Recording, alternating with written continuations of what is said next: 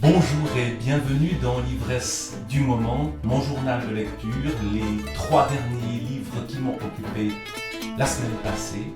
Ces 3 derniers livres, c'est d'abord dans la pléiade des Rougon-Macquart de Zola, Nana. C'est aussi L'autre jour de Mylène Tournier, aux éditions Lurlure. Et c'est Vers les confins, Voyage, Dérive, Épiphanie de David Collin. Et ça se trouve chez Hippocampe Éditions. Commençons donc par ma relecture de Nana, de Zola. Très très ancienne lecture adolescente, totalement oubliée. En relisant le livre, la semaine et le mois passés, je me suis rendu compte qu'il ne m'en restait presque rien. Nana, c'est donc la fille de Gervaise, fille d'ouvrier, fille née sur le pavé de Paris et qui va venger le pavé de Paris en mangeant les hommes, mais qui bien sûr va finir tragiquement, comme c'est presque toujours le cas, me semble-t-il, pour les femmes chez Zola. Figure de femme, figure de fille que cette Nana, figure du sexe tout-puissant. Figure ambiguë sans doute aussi, parce que elle est à la fois celle qui manipule les hommes, mais celle aussi qui en est totalement dépendante et qui est sous l'emprise de ces désirs qui l'assaillent de toutes parts et auxquels elle succombe à la fois par besoin de manipuler les hommes, mais aussi par convention. Nana est-elle victime ou est-elle coupable? C'est souvent aujourd'hui, en ces termes-là, qu'on pose les questions. C'est sans doute pas comme ça que l'envisage Zola. Nana est une figure de la femme qui est assez complexe pour échapper à ces catégorisations-là. Ce qui frappe à la lecture de ce roman, c'est évidemment comment dire ça? C'est évidemment que les hommes sont prêts à tout pour cette femme-là, sont complètement sous l'emprise du désir et ne peuvent qu'envisager la satisfaction de ce désir. Aucune frustration n'est admise. Et Nana, c'est la fille que tout le monde peut avoir, à condition d'y mettre le prix. Et ça détonne par rapport au monde actuel, en tout cas par rapport au discours que l'on tient sur le monde actuel, car ce genre de personnage existe encore, et ce genre d'attitude et de rapport entre les hommes et les femmes existe aussi encore. Donc un livre intéressant à lire aujourd'hui, que ce Nana de Zola, à l'heure où on parle des sociétés patriarcales, des rapports hommes-femmes qui sont problématisés constamment dans notre société, de voir cette femme qui est à la fois maîtresse dans tous les sens du terme et qui subit aussi le simple fait d'être un corps. L'érotisation est constante. Elle veut faire du théâtre, Nana. Elle en fait, mais qu'est-ce que c'est le théâtre qu'elle fait? C'est que elle apparaît nue. Et c'est là son succès. Dans la dernière pièce qu'elle joue dans le roman, il n'y a plus que ça. Elle a voulu jouer des rôles véritables. On s'est moqué d'elle. Ce qu'on attendait d'elle, c'est qu'elle se dénude et qu'elle montre son corps, un corps désiré par tous. Il y a aussi, en plus de la luxure, le luxe, et Nana va à la fois succomber à ses désirs, mais aussi à cette espèce de besoin de toujours plus d'hommes, de toujours plus de richesse, et de montrer toujours plus cette richesse, elle qui vient de la misère la plus crasse, hein. La fin de la vie de sa mère dans l'assommoir est absolument terrible, celle de son père aussi, et elle venge ces origines-là pour aboutir à un luxe qui va terriblement loin. Juste un petit passage vers la fin du livre. Dans son luxe royal, la nouvelle chambre resplendissait. Des capitons d'argent semaient d'étoiles vives le velours roseté de la tenture, de ce rose de chair que le ciel prend par les beaux soirs, lorsque Vénus s'allume à l'horizon sur le fond clair du jour qui se meurt. Tandis que les cordelières d'or tombaient des angles, les dentelles d'or encadrant les panneaux étaient comme des flammes légères, des chevelures rousses dénouées, couvrant à demi la grande nudité de la pièce, dont elle rehaussait la pâleur voluptueuse. Puis, en face, c'était le lit d'or et d'argent qui rayonnait avec l'éclat neuf de ses ciselures, un trône assez large pour que Nana pût y étendre la royauté de ses membres nus.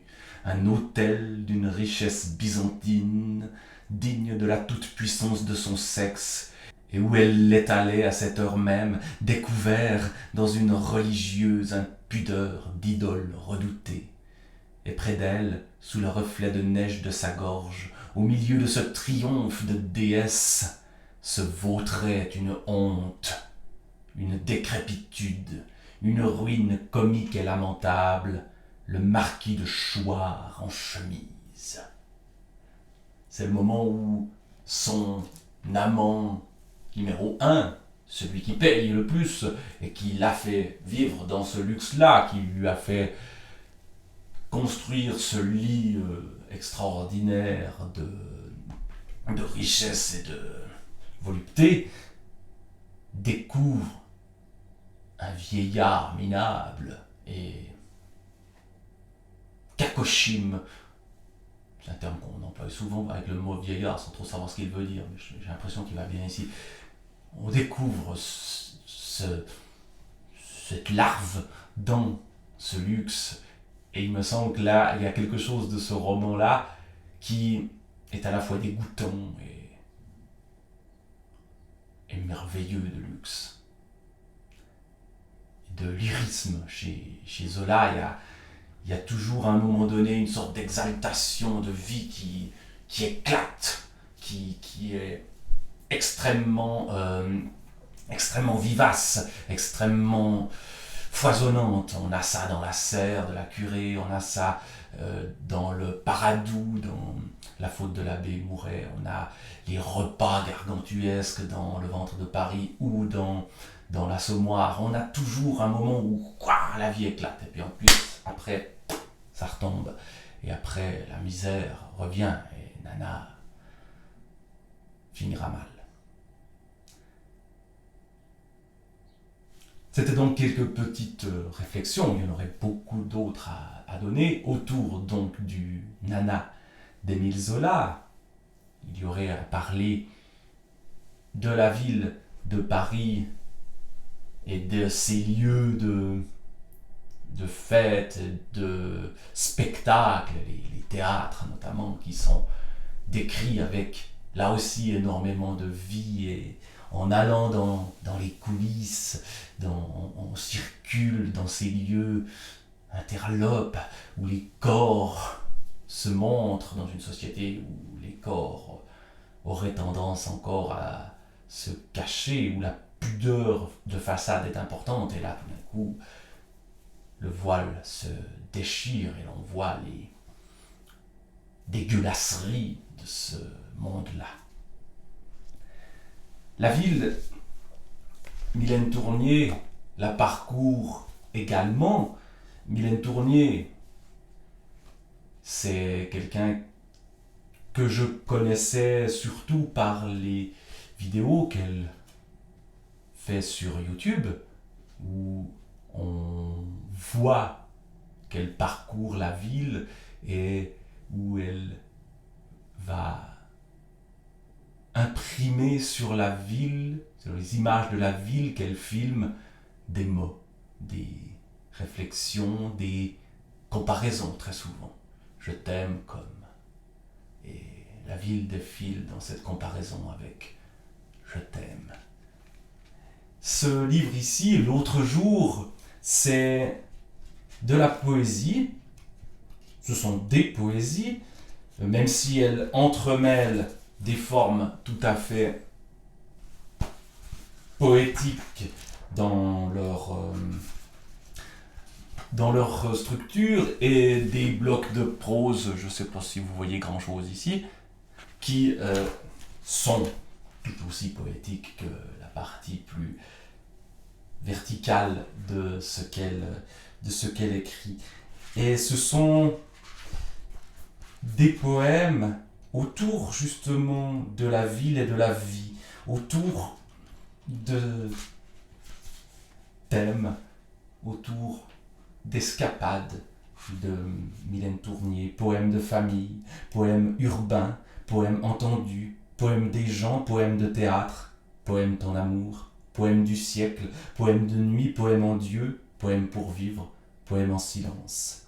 Et ça se termine par Jour de crue, poème de quarantaine, écrit au moment où les errances dans la ville ne sont plus possibles et où on est enfermé, où elle parle de ses rêves. J'ai rêvé cette nuit, j'étais la lumière.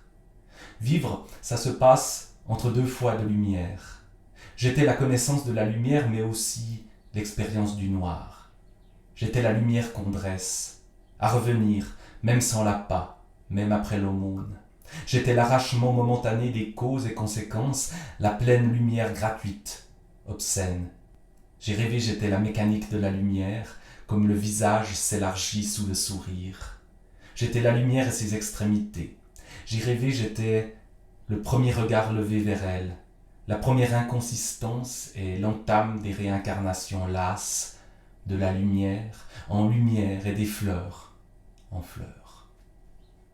Mylène Tournier a aussi un langage singulier, un langage qu'on reconnaît, une voix, puisque je la connais d'abord par sa voix que j'entends dans ses vidéos.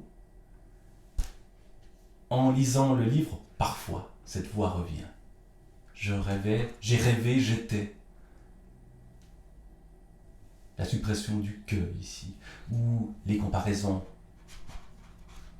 Je te parlerai comme de porter une table à deux, souple comme deux lions, souple comme deux lions dans des escaliers, et porter la table sans cogner. Typiquement là, c'est du Mylène Tournier typique. Je te parlerai comme le futur, un comme, puis le verbe à l'infinitif. Et il y a du futur, il y a de la comparaison, il y a donc de la distance, et en même temps il y a cette présence du monde, des détails de la ville, des choses qu'elle entend dans la ville, des choses qu'elle voit dans la ville. L'autre jour, vraiment un livre que j'ai aimé, dans ce qu'il a de tout à fait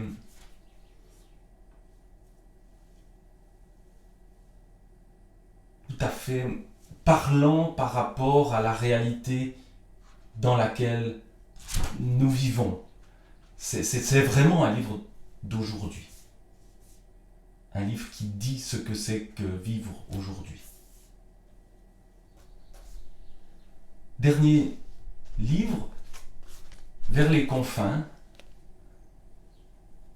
avec comme sous-titre Voyage, dérive, épiphanie, de David Collin. David Collin, c'est un auteur qui vivait à Fribourg, donc tout près de chez moi, qui est décédé, je crois, il y a très peu de temps, l'année passée, et qui travaillait notamment pour la radio suisse romande, et qui, ici, écrit sur le voyage. S'agit-il d'un récit de voyage? Non. Il s'agit de plusieurs textes qui tournent autour du voyage, mais aussi de ce qu'il appelle des dérives et des épiphanies.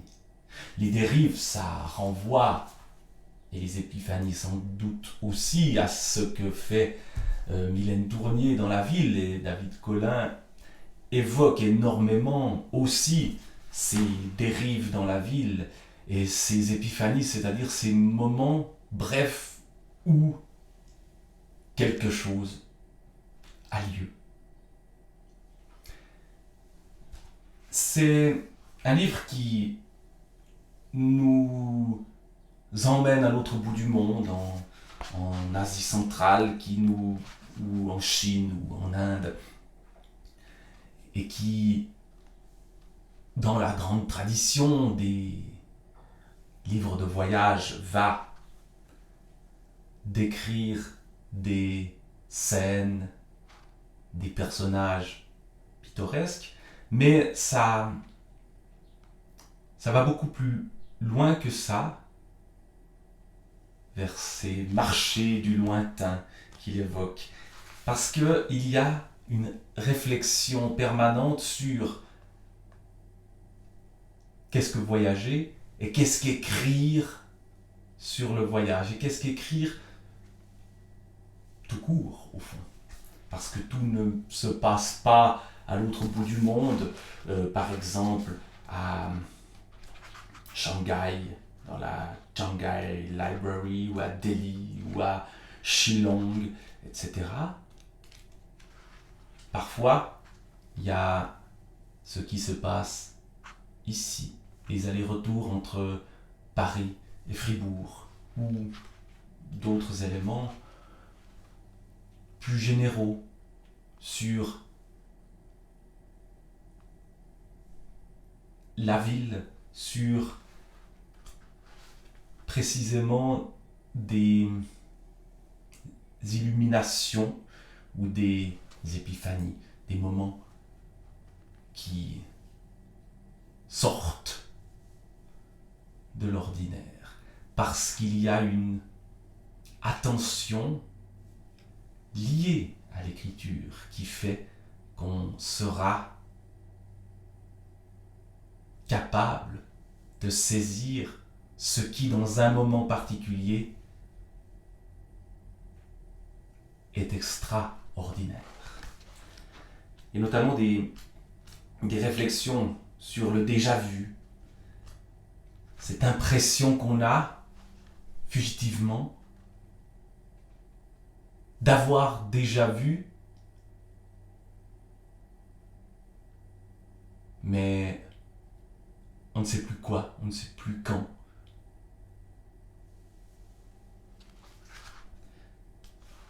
Bref, un livre qui à la fois nous invite au voyage et nous permet de réfléchir à ce voyage, et aussi sans doute à ce que c'est que vivre, ce que c'est que saisir dans la vie ce qui vaut la peine d'être saisi. Voilà, c'était quelques réflexions autour de mes 3 dernières lectures. David Collin, Vers les confins, Mylène Tournier, L'autre jour, et Émile Zola, Nana. À bientôt pour d'autres réflexions un peu désordonnées, un peu fragmentaires sur mes dernières lectures, dans le but tout simple de ne pas oublier ce que j'ai lu dans mes dernières aventures de lecture. À bientôt.